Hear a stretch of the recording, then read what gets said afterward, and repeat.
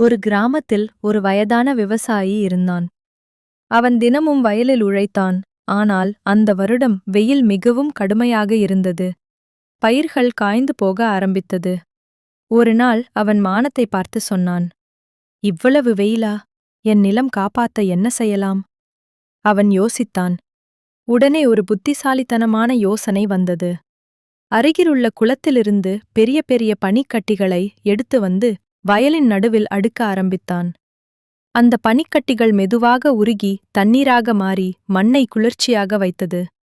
சுற்றிலும் காற்றும் குளிர்ச்சியாகியது. சில நாட்களில் பயிர்கள் மீண்டும் பசுமையாக முளைத்தன. கிராம மக்கள் ஆச்சரியப்பட்டார்கள். இது என்ன மாயம்?